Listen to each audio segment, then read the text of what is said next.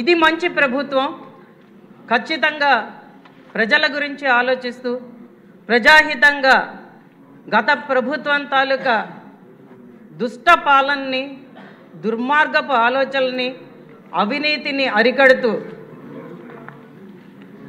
నిత్యం పేదరికం నిర్మూలన కోసం స్వర్ణాంధ్ర నిర్మాణం కోసం పయనించే దిశగా మన ముఖ్యమంత్రి వర్యులు నారా చంద్రబాబు నాయుడు గారు మరియు ఉప ముఖ్యమంత్రి వర్యులు పవన్ కళ్యాణ్ గారి పగ్గాలు చేపట్టి ఆంధ్రప్రదేశ్ని ఖచ్చితంగా మా కోసం అందంగా తీర్చిదిద్దుతారన్న దిశగా ఈ పరిపాలన సాగుతుందని ప్రజలు నమ్మే దిశగా ఈ ప్రసంగం అంతా కూడా సాగింది అధ్యక్ష మీరు చెప్పినట్టుగా నిన్న సభలో వారి ప్రవర్తన చాలా అసహ్యంగా ఉంది.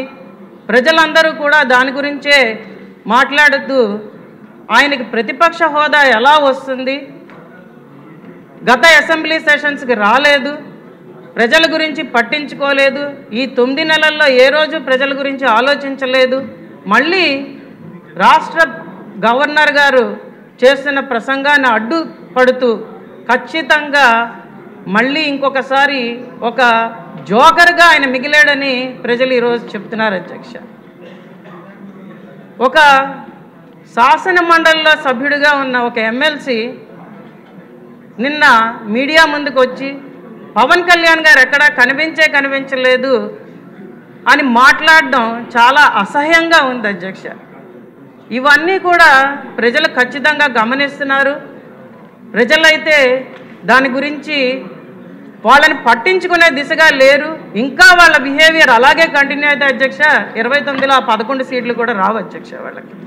అది మటుకు అక్షర సత్యం అధ్యక్ష. ఈరోజు వాళ్ళ గురించి మాట్లాడుకోవడం మానేసి మనం ఖచ్చితంగా మన ప్రభుత్వం ఇది మంచి ప్రభుత్వం, ఖచ్చితంగా ప్రజల గురించి ఆలోచిస్తున్న ప్రభుత్వం అనే దిశగా ఎవరైనా ఒక మనిషికి ఒక చేపనిస్తే అది అతనికి ఒక రోజు తిండి పెట్టినట్లు అవుతుంది. అదే మనిషికి చేపలు పట్టడం నేర్పితే జీవితాంతం తిండి పెట్టినట్లు అవుతుంది అన్న మన గౌరవ ముఖ్యమంత్రి గారి సూక్తిని నిన్నను మన గవర్నర్ గారు చెప్తున్నప్పుడు ఖచ్చితంగా ప్రజలందరూ ఒకటే ఆలోచిస్తున్నారు అధ్యక్ష. ఎందుకంటే ప్రభుత్వ రాష్ట్ర ఆర్థిక పరిస్థితిని దృష్టిలో ఉంచుకొని ఒక గౌరవ ముఖ్యమంత్రి ప్రతి అడుగు వేయాలి అధ్యక్ష. గత ప్రభుత్వంలో అది ఎక్కడా కనిపించలేదు అధ్యక్ష.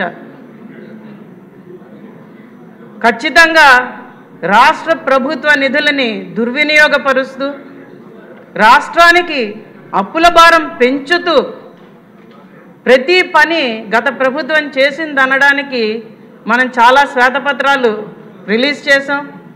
దాని గురించి కూడా మన శాసనసభలో కూలంకషంగా చర్చలు కూడా జరిగాయి అధ్యక్ష. కాబట్టి ఇప్పుడు మన ప్రభుత్వం చేసే ప్రతి ఆలోచన అలాగే కేంద్రం తాలూకా పథకాలన్నింటినీ జోడించుకుంటూ రాష్ట్రాన్ని అభివృద్ధి పదంలోకి తీసుకువెళ్ళే ఆలోచన విధానం ఖచ్చితంగా మనం ఇది స్వర్ణాంధ్ర నిర్మాణానికి పునాదులు వేస్తున్న అందరిలో ఎటువంటి సందేహం లేదు అధ్యక్ష. అలాగే అధ్యక్ష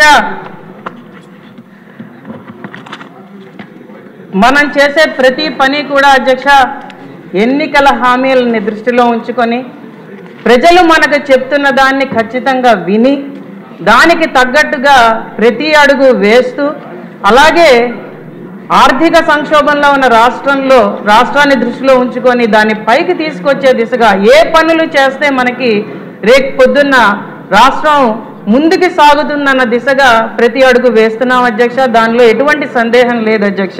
అది ఈ ప్రసంగంలో ఆపాదమస్తకం మనకు కనిపించింది అధ్యక్ష. అలాగే మనం ముఖ్యంగా చెప్పుకోవాల్సింది ఏంటంటే సంక్షేమంతో కూడిన అభివృద్ధి మనం మన రాష్ట్రానికి అందిస్తామన్న దిశగా ప్రతి అడుగు వేస్తున్నాం అధ్యక్ష. అందులో ముఖ్యంగా నేను చెప్పదలుచుకున్నది పల్లె పండుగ. మన గౌరవ ఉప ముఖ్యమంత్రి వర్యులు పవన్ కళ్యాణ్ గారి పంచాయతీరాజ్ శాఖ ద్వారా మనం ఆగస్టు 23వ తారీఖున గ్రామ సభలు నిర్వహించాం. ఇంతకు ముందెన్నడూ లేని విధంగా గత 5 సంవత్సరాల గ్రామ సభ అన్న పదాన్నే మర్చిపోయారు అధ్యక్ష ప్రజలు. అలా కాకుండా గ్రామ సభలు నిర్వహించే అన్ని పంచాయతీల్లో ఏ పనుల ద్వారా మనం గ్రామీణాభివృద్ధి సాధ్యమవుతుందన్న దిశగా దాని తీర్మానాలు చేసుకొని దానికి తగ్గట్టుగా నిధులని సుమారు 4,500 కోట్ల రూపాయల నిధులని పంచాయతీల కోసం విడుదల చేయడం అయింది అధ్యక్ష. దానిలో అతి ముఖ్యంగా మనం మాట్లాడాల్సింది తుఫాను సమయంలో కూడా గిరిజన ప్రాంతానికి వచ్చి రోడ్ల శంకుస్థాపన చేసిన మన ఉప ముఖ్యమంత్రి వర్యులు పంచాయతీరాజ్ చొరవతో ఈరోజు డోలీ కష్టాలైతే ఖచ్చితంగా తీరాయని గిరిజనులు భావిస్తున్నారు అధ్యక్ష. మొట్టమొదటిసారిగా శ్రీకాకుళంలో పూర్తి చేసిన రోడ్డు మీద ఒక అంబులెన్స్ ఒక గర్భిణీ స్త్రీని రికార్డు టైంలో 8 నిమిషాల్లో ఆసుపత్రికి చేర్చింది అధ్యక్ష. అది మనం సాధించిన ఘనత అధ్యక్ష. ఎవ్వరూ వినని కష్టాలని మన ప్రభుత్వం వింటున్నది అధ్యక్ష. ఈరోజు ఖచ్చితంగా దాన్ని చేసే దిశగా తీసుకెళ్తున్నారు అధ్యక్ష. ఎక్కడ చూసినా బురద, ఎక్కడ చూసినా మురికి, ఎక్కడ చూసినా గుంటలు, యాక్సిడెంట్స్, వీటన్నింటినీ దృష్టిలో ఉంచుకొని ఈరోజు మనం పల్లె పండుగ చేసుకొని రోడ్ల నిర్మాణం చేపట్టి సుమారు 4,500 కిలోమీటర్ల సీసీ రోడ్ల నిర్మాణం చేసుకున్నాం. అలాగే తార్ రోడ్లను నిర్మాణం చేసుకుంటున్నాం. అలాగే పాడైపోయిన R&B బీటీ రోడ్లను కూడా ఈరోజు మరమ్మతులు చేసే దిశగా ఖచ్చితంగా నిధులు విడుదల చేసి ఆ పనులు కూడా మనం సక్రమంగా పూర్తి చేసుకొని ఈరోజు ప్రజలు ఆనందంగా ఉండేటట్టు మంచి ఇన్ఫ్రాస్ట్రక్చర్ ఆంధ్రప్రదేశ్కి వచ్చేటట్టు మనం ప్రతి అడుగు వేస్తున్నాం అధ్యక్ష. దాన్ని ఈరోజు ప్రజలందరూ హర్షిస్తున్నారు అధ్యక్ష. ఇంకా చెప్పుకోవాల్సింది ప్యాడీ ప్రొక్యూర్మెంట్. ఖచ్చితంగా రైతులు గత ప్రభుత్వ హయాంలో ఎంత నష్టపోయామో మనకు తెలుసు అధ్యక్ష. ఎందుకంటే ఆర్బీకేలు అన్నారు, వాటి నిర్మాణం అన్నారు, సకాలంలో ఒక్క ఎరువు సప్లై చేయలేదు, సకాలంలో సీడ్స్ సప్లై చేయలేదు, సకాలంలో ప్యాడీ ప్రొక్యూర్మెంట్ చేయలేదు. ఎందుకంటే గత ఎలక్షన్ క్యాంపెయిన్లో మనం వెళ్ళినప్పుడు రైతులు కన్నీళ్లతో మొలకలెత్తిన విత్తనాలు మొలకలెత్తిన ధాన్యం చూపిస్తుంటే నిజంగా చాలా బాధ కలిగించింది అధ్యక్ష. అలాంటి పరిస్థితి లేకుండా నూతన సాంకేతిక నిపుణతని వాడుతూ ఖచ్చితంగా రైతులకి 48 గంటల లోపే, చాలామంది చెప్తున్నారు అధ్యక్ష, మేము RSKలో స్లిప్ తీసుకున్న 3-4 గంటలలోపే మాకు డబ్బులు పడ్డాయని చాలామంది చెప్పడం జరిగింది అధ్యక్ష. ఎక్కడ కూడా ఏ సమస్య రాకుండా, అలాగే మన ట్రాక్టర్ విధానంలో కూడా మన GPSలు పెట్టినప్పుడు సమస్య ఎత్తితే వెనువెంటనే స్పందించి ఏ వెహికల్ అయినా వాడుకోవచ్చు, సకాలంలో ధాన్యం మనం ప్రొక్యూర్ చేసుకోవాలని చెప్పి రైస్ మిల్లర్స్తో కూడా కరెక్ట్గా మాట్లాడి బీజీలు అన్నీ సరిగ్గా ఉండేటట్టు చూసి పాత బకాయిలు కూడా చెల్లిస్తూ ఈసారి ప్యాడీ ప్రొక్యూర్మెంట్ అనేది చాలా చక్కగా మన గవర్నమెంట్ చేసిందనేది ప్రతి రైతు ఈరోజు చెప్తున్నది అధ్యక్ష.